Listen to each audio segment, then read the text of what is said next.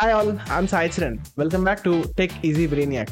నేను 1.5 ఇయర్గా పైథాన్ డెవలపర్గా వర్క్ చేస్తున్నాను అండ్ ప్యారలల్గా ఏఐఎంఎల్లో మాస్టర్స్ కూడా చేస్తున్నాను.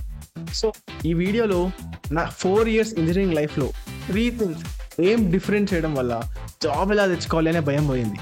సో దాని గురించి ఈ వీడియోలో డిస్కస్ చేద్దాం అండ్ ల్యాక్ చేయకుండా let's get started. So first వచ్చేసి decide what you want at the earliest. So ఈ వీడియో చూసిన చాలా మందికి కూడా ఇప్పుడున్న పాత్ ఇష్టం లేకుండా వచ్చుంటారు.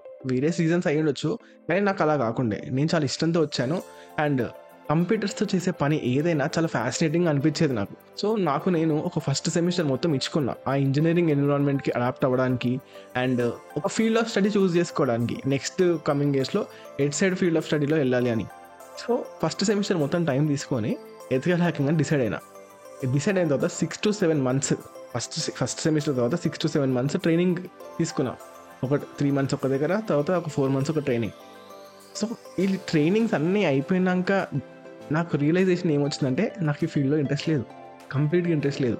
నేను ఏదో చేద్దామంటే చేస్తున్నాను, కానీ ఆ కోర్సెస్లో నేర్చుకుంది మాత్రం లైఫ్లో తర్వాత చాలా ప్లేసెస్లో ఉపయోగం వచ్చింది. సో ఇప్పుడు నేను చెప్పేది ఏంటంటే, ఒకవేళ నా ఫీల్డ్ ఆఫ్ స్టడీ డిసైడ్ చేసుకోవడానికి నేను ఒక 1 month ఎక్స్ట్రా ఇచ్చుకొని కరెక్ట్గా చూస్ చేసుకొని అంటే నాకు 5 months మిగిలేదు.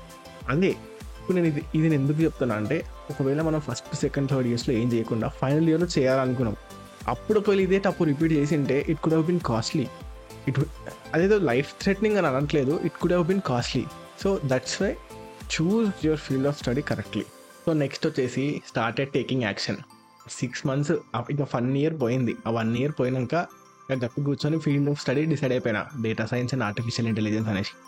అది డిసైడ్ అయిపోయి ఇంట్లో చెప్పేసిన, నాకు ఈ ఎథికల్ హ్యాకింగ్ కాదు, నాకు ఇది వెళ్ళాలి. నాకు ఇంట్లో డబ్బులు ఇవ్వకపోయినా సరే నాకు ఒక కోర్స్ నచ్చింది, నాకు కోర్స్ కొనుక్కోవాలి. 24,000 ఉండే, దిల్సుఖ్ నగర్లో ఇన్స్టిట్యూట్. అది 6 months course, basic to advanced data science నేర్పించారు. నిజంగా చెప్తున్నా, ట్రైనర్ నేను ఇప్పటికీ తలుచుకుంటా. ఆయన నేర్పించినవి నేను ఇప్పటికీ ఆఫీస్లో యూజ్ చేస్తాను. అవే మాకు డేటా సైన్స్ ఫీల్డ్లో ఏవైతే కావాలో అవే నేర్పించారు. వాళ్ళే ఇంటర్న్షిప్ ఇచ్చారన్నమాట ఒక 3 months. లైక్ రియల్ టైం వాళ్ళ దగ్గర ప్రాజెక్ట్ డేటాస్ ఉంటాయి కదా, ఆ డేటాస్ ఇచ్చి they made me do some work. So that మనకి ఒక రియల్ టైం ఎక్స్పీరియన్స్ వచ్చింది. సో దట్ నాకు ఒక కాన్ఫిడెన్స్ బిల్డ్ అయింది. ఓకే, వర్క్ ఇది, ఆఫీస్లో చేయించే వర్క్ ఇది.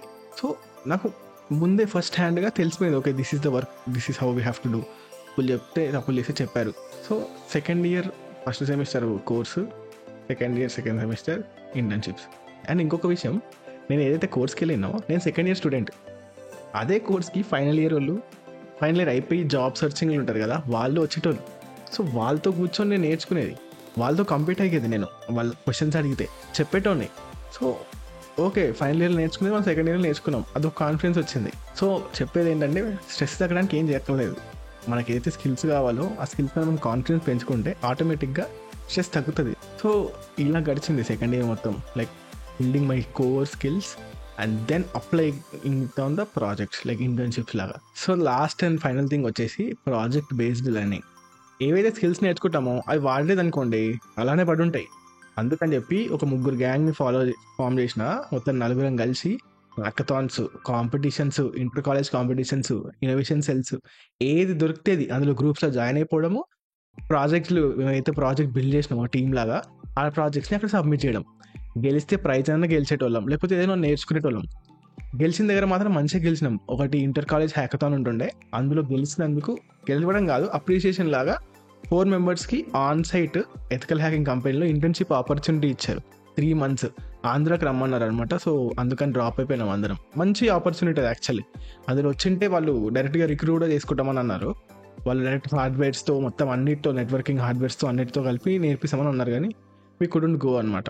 నెక్స్ట్ ఇంకొకటి, మా కాలేజ్లో ఇన్నోవేషన్ సెల్ ఉంటుండే, అందులో కూడా అది చేసిన తర్వాత మాకు కొంచెం లైక్ ఒక రికగ్నిషన్ లాగా వచ్చింది. కాలేజ్లో గుర్తుపట్టారు జూనియర్స్ అందరికీ ఆ ప్రాజెక్ట్ అనేది చూపించారనమాట. ఒక సెటప్ లాగా పెట్టి ఒక ఎగ్జిబిషన్ సింపుల్గా అందరూ వస్తుంటే మా ప్రాజెక్ట్ చాలా హైలైట్ అయింది. And chairman sir, principal, innovation cell chairman, director అందరూ వచ్చి లైక్ దే అప్రిషియేటెడ్ అస్ అనమాట. ప్రాజెక్ట్ బాగుంటుంది, పేటెంట్ చేసుకోండి, సో మంచి ప్రాజెక్టు, ఇది ఒక ప్రాజెక్ట్ బిల్డ్ అవుతుంది అని చెప్పి.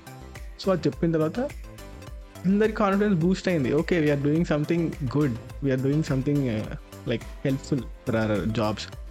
ఇవన్నీ కలిపి ఒక రెజ్యూమేలో యాడ్ చేస్తే 2-page రెజ్యూమే ఉంది. ఈ రెజ్యూమేని చూసుకుంటే okay, we did something in our engineering and we're not afraid మనకు జాబ్ వస్తుందో లేదో, వి డిడ్ సంథింగ్.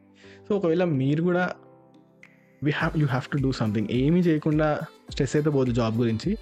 మీరు స్కిల్స్ బిల్డ్ చేసుకొని if you do something really exciting projects, వాళ్ళు ఏదైతే అడుగుతారో అది మనం ఆల్రెడీ చేసి ఉంటే will know how to answer them better. So that will help a lot.